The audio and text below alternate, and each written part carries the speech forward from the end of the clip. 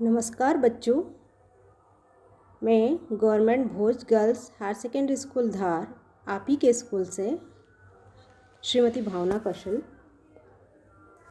मैं आज आपके लिए केमिस्ट्री के कुछ बेसिक टर्मिनोलॉजी जो प्रयोग करते हैं हम या बेसिक टर्म्स वो लेकर आई हूँ। और आज का हमारा इसके अंतर्गत जो टॉपिक है वो है एलिमेंट्स। स्टार्ट करते हैं। सबसे पहले हम परिचय ले रहे हैं तत्व का। तत्व प्रारंभ में तत्व को इस तरह से परिभाषित किया जाता था कि तत्व शुद्ध पदार्थ का सरलतम रूप होता है जिसको किसी भी भौतिक या रासायनिक विधि द्वारा वियोजित नहीं किया जा सकता और ना इसका निर्माण किया जा सकता है।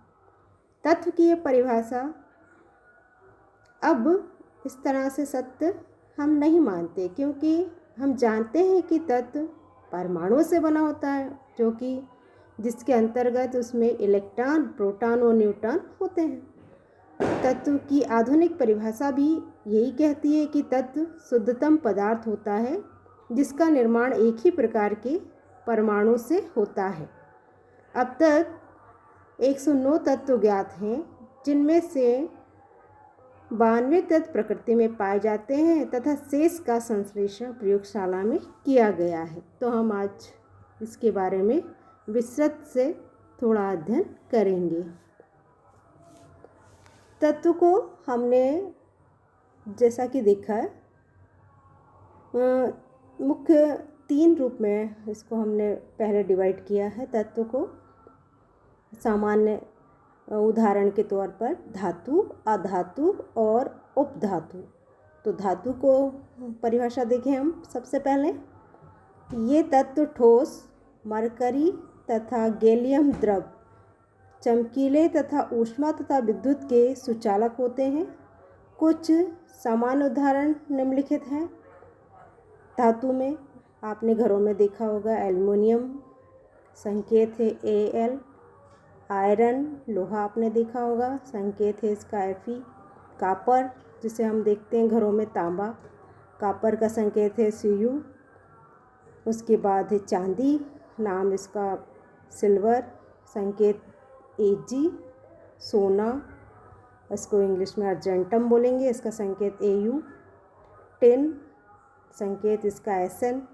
Chromium Cr, cobalt Co, nickel Ni, sodium Na, calcium Ca, mercury Hg आदि। ये सब किसके अंतर्गत आ जाएंगे? ये सारे तत्व आ जाएंगे धातु के अंतर्गत, है ना। इनका हम क्या कर लेंगे? नाम लिख लेंगे और इनके संकेत याद कर लेंगे। सबसे पहला काम बेसिक हम ये करेंगे। अगला और चले हम दूसरा हमारा है अधातु। अधातु तत्व ठोस, द्रव, गैस अवस्था में पाए जाते हैं। इनमें चमक नहीं होती। ये ऊष्मा तथा विद्युत के कुचालक होते हैं, ग्रेफाइट को छोड़कर। कुछ सामान्य उदाहरण हम देखें। कार्बन का नाम याद कर लेंगे, उसका संकेत याद कर लेंगे। कार्बन का हो जाएगा C, नाइट्रोजन का N, इसी तरह ऑक्सीजन का O, फ्लोरीन का F, क्लोरीन का Cl, ब्रोमीन का Br, आयोडीन का I, फास्फोरस का P, सल्फर का S, हाइड्रोजन का H आदि। अब हम आते हैं उपधातु पर। इन तत्वों में धातु तथा अधातु दोनों के ही लक्षण पाए जाते हैं। कुछ समान उदाहरण हम देखें तो इसमें आ जाएगा आर्सेनिक, संकेत है As, एंटीमनी, संकेत है Sb आदि। तो हमने अभी क्या जाना? सबसे पहले हमने जाना तत्व किसे कहते हैं, फिर तत्वों को हमने एक सिंपल वर्गीकरण करके बांट दिया सामान्य तौर पर धातु, अधातु और उपधातु में। ठीक, इतना किया। फिर उसके बाद हम क्या करेंगे? उनके नाम याद कर लेंगे, नाम और संकेत। ठीक, नेक्स्ट हम देखें तत्व या एलिमेंट का वर्गीकरण हमने किस आधार पर किया था? धातु और अधातु। तो हम उसकी डिफरेंस थोड़े से पता करेंगे कि किस तरह से। तो हम उसको भौतिक अवस्था के आधार पर हम देखें तो धातु की अवस्था देखें तो पारे को छोड़कर सभी धातु कैसी होती हैं? ठोस होती हैं, जबकि अधातु तीनों अवस्था में पाई जाती हैं, ठोस, द्रव, गैस। आघात वर्धनीयता हम देखें, आघात वर्धनीयता ये भी एक भौतिक गुण है। आघात वर्धनीयता यानी आघात करने पर उसमें क्या होगा?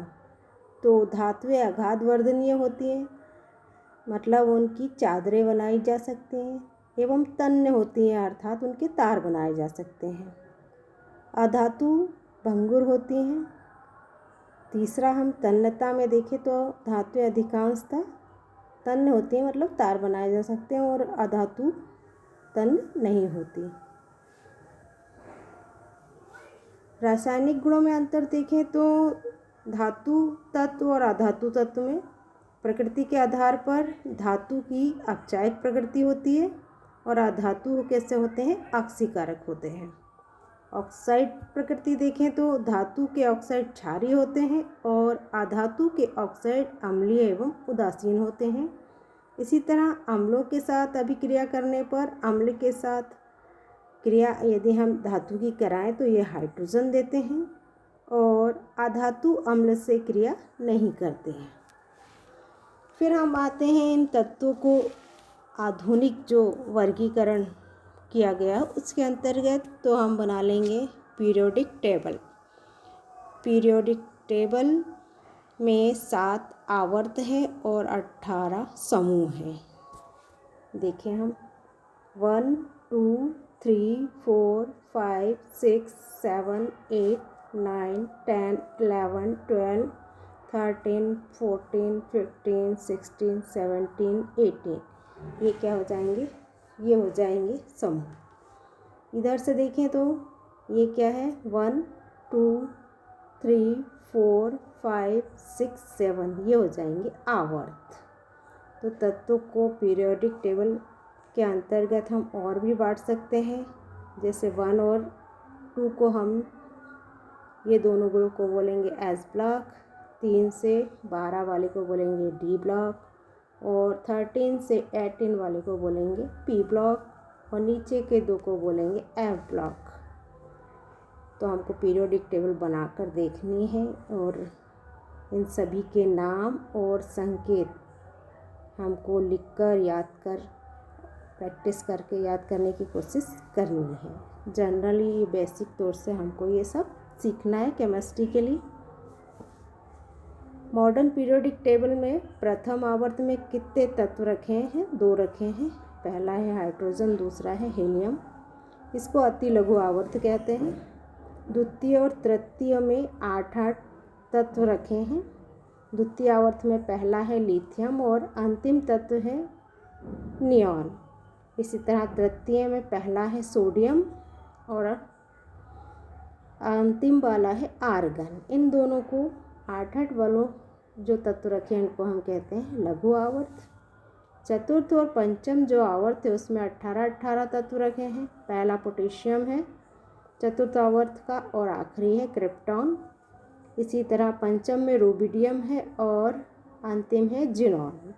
दोनों 18-18 तत्वों को बोलते हैं दीर्घ आवर्त तत्व। उसके बाद हम आते हैं छठे यानी षष्ठम आवर्त में। यहाँ 32 तत्व रखे हैं। पहला है सीजियम और आखिरी है रेडॉन।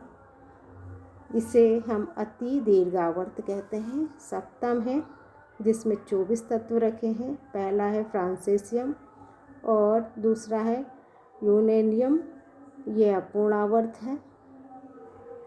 इस तरह से हम एक सिंपल तौर पर मॉडर्न पीरियोडिक टेबल की इस आधार पर वर्णन भी कर सकते हैं। अगर आ जाए क्वेश्चन तो किस में कितने आवर्त हैं, किस आवर्त को किस नाम दिया गया है, इसका थोड़ा सा डिस्क्रिप्शन हम याद कर लेंगे। किसको कौन सा आवर्त कहते हैं, पहला तत्व क्या है, अंतिम तत्व क्या है, आसानी से याद हो जाएगा। इसी आवर्त पे हम ये मुख्य रूप से देख लेंगे। प्रथम में कितने इलेक्ट्रॉन? 2, दूसरे और तीसरे में 8-8, चौथे और पंचम में 18-18 और षष्ठम में कितने हैं? 32। ये सीक्वेंस याद रखेंगे। ये हमें इलेक्ट्रॉन की शिफ्टिंग के लिए, मतलब इलेक्ट्रॉनिक विन्यास के लिए आगे भी काम आएगा। ठीक, हम चलते हैं अब कुछ परिभाषाओं में। सबसे पहले परमाणु क्रमांक की परिभाषा हम देखें तो परमाणु क्रमांक कहते हैं या तो प्रोटॉन की संख्या या इलेक्ट्रॉन की संख्या, ये हमारी कहलाती है परमाणु का क्रमांक। परमाणु भार देखें तो किसी भी एटम या परमाणु का, तो प्रोटॉन की संख्या और न्यूट्रॉन की संख्या को हम जोड़ दें, यानी इसके योग कर दें, तो इसका योग कहलाता है परमाणु भार, जो जनरली परमाणु क्रमांक से क्या होती है, डबल होती है। तीसरी परिभाषा हम देखें समस्थानिक की। कभी कभी क्या होता है कि परमाणु भार डबल नहीं होता है, कम या ज़्यादा भी होता है, तो वो किस कारण होता है, तो वो समस्थानिक के कारण होता है। समस्थानिक क्या होते हैं, तत्व के विभिन्न परमाणु जिनके परमाणु क्रमांक समान होते हैं किंतु द्रव्यमान संख्या भिन्न होती है। द्रव्यमान, इसे हम ये समस्थानिक कहलाते हैं। और यह किस कारण होती है, यह न्यूट्रॉन की अलग अलग संख्या के कारण होती है, जिसमें प्रोटॉन और इलेक्ट्रॉन तो समान होते हैं लेकिन न्यूट्रॉन की संख्या कम या अधिक हो सकती है, जिसके कारण क्या बनते हैं, समस्थानिक बनते हैं। तो ये 3 परिभाषाएं मोस्ट इम्पॉर्टेंट हैं केमिस्ट्री के लिए, बेसिक। आगे जो बताई हैं वो भी तत्व, धातु, अधातु, उपधातु, और इसके अलावा परमाणु क्रमांक, परमाणु भार और समस्थानिक, ये 5-6 डेफिनेशन अच्छे से याद रखनी चाहिए। और उसके बाद इलेक्ट्रॉन का कोश में भरने का नियम। कोश किसे कहते हैं, कोश हम कहेंगे वह कक्ष जिसमें इलेक्ट्रॉन चक्कर लगाते हैं। तो इलेक्ट्रॉन भरने का ये नियम है, पहले कोश में कितने इलेक्ट्रॉन रहेंगे, 2, दूसरे में 8, तीसरे में 8, चौथे में 18, पाँचवें में 18 और छठे वाले में 32, 32। नेक्स्ट है, अब हम फर्स्ट आवर्त में देखते हैं। पहले क्या रखा है, पहले आवर्त में हाइड्रोजन रखा है और हीलियम रखा है। हाइड्रोजन का संकेत H है और हीलियम का क्या है, He। हाइड्रोजन का परमाणु क्रमांक 1, परमाणु भार भी 1, हीलियम का परमाणु क्रमांक 2 और परमाणु भार जनरली इसका डबल 4। अब मैं आपको समस्थानिक का एक अच्छा सा उदाहरण हाइड्रोजन वाला ही बता देती हूँ। तो हाइड्रोजन की कितने स्ट्रक्चर संरचना देख रहे हैं आप, 3 देख रहे हैं। यहाँ पर हाइड्रोजन एक परमाणु क्रमांक है और एक ही इसका परमाणु भार है, इसको हम प्रोटियम कह रहे हैं। दूसरा है ड्यूटेरियम, इसमें यहाँ परमाणु क्रमांक, जैसा कि हम जानते हैं समस्थानिक का समान ही रहेगा, तो परमाणु क्रमांक तीनों में 1-1-1 है।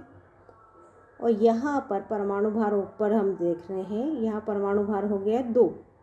तो ये 2 कैसे हो गया, तो मैंने आपको पहले ही बता दिया था, ये न्यूट्रॉन की संख्या के कारण।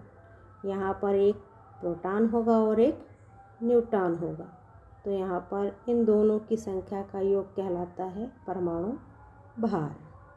तो यहाँ ड्यूटेरियम में परमाणु भार कितना हो जाएगा, 2, जबकि प्रोटियम में न्यूट्रॉन नहीं है, तो यहाँ पर कितना रहेगा, 1 ही रहेगा। इसी तरह ट्राइटेरियम में चलें तो परमाणु क्रमांक इसका 1 ही होगा। यहाँ पर प्रोटॉन कितना रहेगा, 1 ही रहेगा, मतलब इलेक्ट्रॉन और प्रोटॉन दोनों बराबर होंगे। कहाँ पर चेंज आएगा, न्यूट्रॉन में। न्यूट्रॉन कितने हैं यहाँ पर, 2, तो 2 और 1 कितने हो गए, 3। ट्राइटेरियम का परमाणु भार कितना हो जाएगा, ट्राइटेरियम का 3 हो जाएगा। तो ये हमारे क्या कहलाते हैं, समस्थानिक। हीलियम का देखें हम परमाणु संरचना, तो हीलियम में 2 इलेक्ट्रॉन है, 2 प्रोटॉन है और 2 न्यूट्रॉन है। इलेक्ट्रॉन को हम देंगे नेगेटिव चार्ज से, प्रोटॉन को देंगे पॉजिटिव चार्ज से, और न्यूट्रॉन हमारा क्या होगा, न्यूट्रल, उदासीन। तो यहाँ भी हीलियम का परमाणु क्रमांक, या तो हम इलेक्ट्रॉन की संख्या इन 2 को बोल दें, माइनस माइनस, या इसका परमाणु क्रमांक प्रोटॉन की संख्या प्लस और प्लस। तो कितनी हो जाएगी हीलियम का परमाणु क्रमांक 2 हो जाएगा। परमाणु भार देखें अब हम, तो प्रोटॉन और न्यूट्रॉन को जोड़ दें तो कितने हो रहे हैं, 2 और 2 4। ठीक, ये हो गए प्रथम आवर्त के 2 तत्व।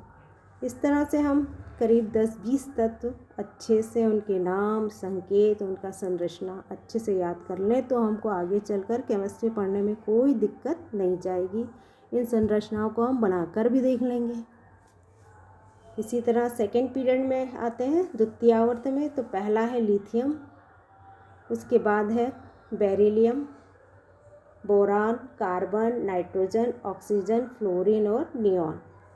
लिथियम का Li, बेरिलियम का Be, बोरान का B, कार्बन का C, नाइट्रोजन का N, ऑक्सीजन का O, फ्लोरीन का F और नियॉन का N। ये हो जाएंगे इनके संकेत। उसके बाद हम इनके क्या याद कर लेंगे, परमाणु क्रमांक। लिथियम का 3, बेरिलियम का 4, बोरान का 5, कार्बन का 6, नाइट्रोजन का 7, ऑक्सीजन का 8, फ्लोरीन का 9 और नियॉन का 10। परमाणु भार जनरली इनके डबल होंगे और यदि ज़्यादा या कम होते हैं तो किसके कारण होंगे, अब आप जान ही चुके हैं, वो समस्थानिक के कारण होंगे। इनके परमाणु संरचना बना के देख लेंगे। लिथियम का बनाएंगे तो पहले कोश में आपको मालूम है कितने इलेक्ट्रॉन रहेंगे, 2 और 1 इलेक्ट्रॉन ये रेड वाला, कितने हो गए, 3। ये 3 दर्शा दिए। इसी तरह बेरिलियम में 1 बढ़ गया, 2 ब्लैक से है, पहले वाले में 2 रहेंगे, दूसरे वाले में कितने रह सकते हैं, 8 है, लेकिन यहाँ परमाणु क्रमांक कितना है, 4, तो दूसरे में कितने रहेंगे, 2 रेड कलर के डॉट, तो 2 और 2 कितने हो गए, 4। बोरान में देखें तो 1 डॉट रेड कलर का बढ़ गया है, तो 2 और 3 कितने हो जाएंगे, 5। इसी तरह 1-1 इलेक्ट्रॉन बढ़ता जा रहा है। कार्बन में कितने हो गए हैं, 4। नाइट्रोजन में कितने हो गए, 1 2 3 4 5। इसी तरह ऑक्सीजन में देखें कितने हैं, 8, तो पहले वाले कक्ष में कितने हैं, 2 और दूसरे वाले में कितने हैं, 6। इसी तरह फ्लोरीन में देखें पहले कक्ष में 2 और अंतिम वाले में कितने हैं, 7।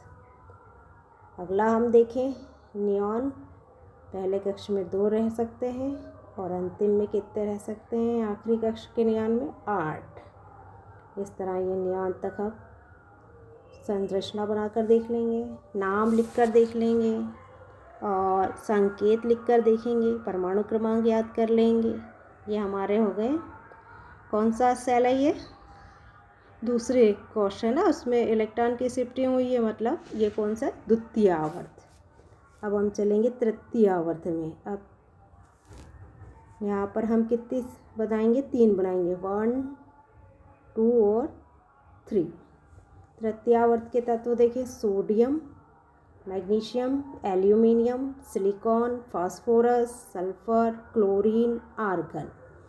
सभी के परमाणु क्रमांक, सोडियम का Na, मैग्नीशियम का Mg, एल्यूमिनियम का Al, सिलिकॉन का Si, फास्फोरस का P, सल्फर का S, उसके बाद क्लोरीन का Cl और आर्गन का Ar। परमाणु क्रमांक देखें तो सोडियम का 11, 1-1 इलेक्ट्रॉन यहाँ बढ़ता जाएगा, पहले वाले में कितने रहेंगे, 2, दूसरे में 8 और तीसरे में 1-1 इलेक्ट्रॉन की शिफ्टिंग करेंगे हम, 1-1 इलेक्ट्रॉन बढ़ाते जाएंगे, कब तक बढ़ाएंगे हम, 8 तक। ठीक है, तो सोडियम के पहले कोश में कितने इलेक्ट्रॉन हो गए, 2, दूसरे में 8 और तीसरे वाले में ये रेड कलर का 1। अब 1 इलेक्ट्रॉन मैग्नीशियम में हम बढ़ा देंगे, 2 8 और 2, इसका हो जाएगा इलेक्ट्रॉनिक विन्यास। एल्युमिनियम का देखें तो 2 8, कितने इलेक्ट्रॉन है यहाँ, अंतिम में 3, तो 2 8 3 हो जाएगा इसका इलेक्ट्रॉनिक विन्यास।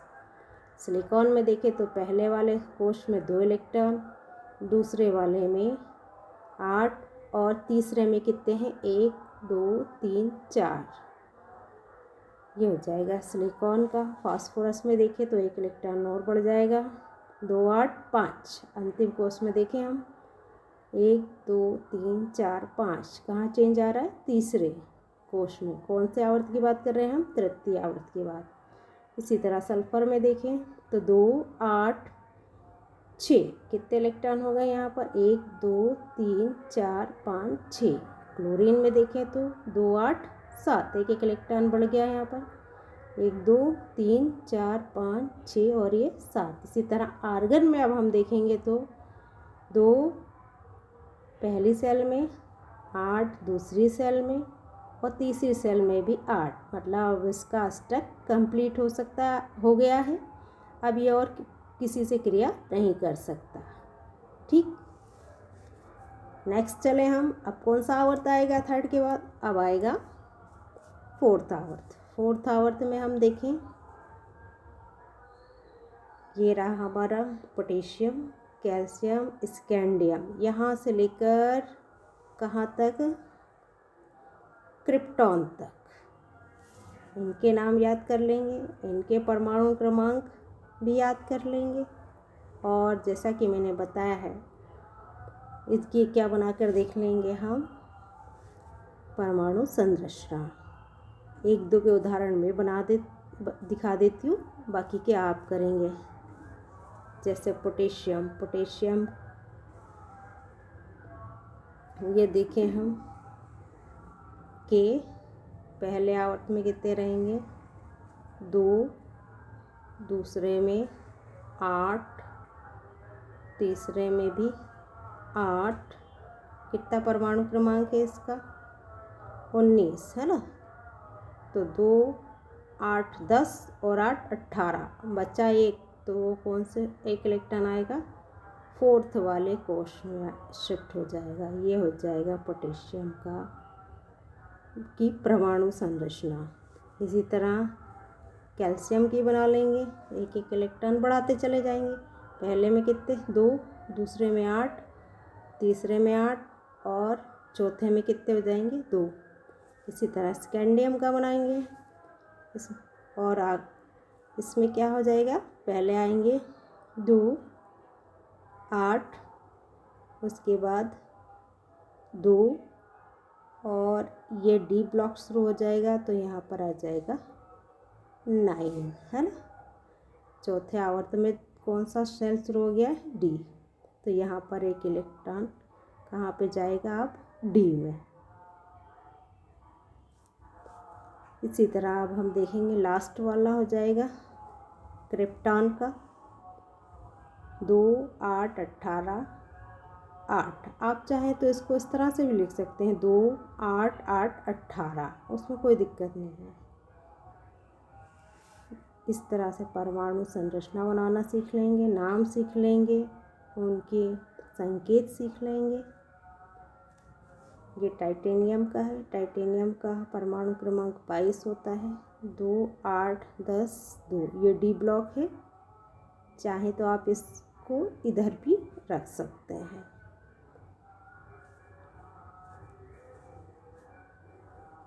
एक बार फिर से पीरियोडिक टेबल बता देती हूँ। ये कहलाता है पहला और दूसरा एस ब्लॉक,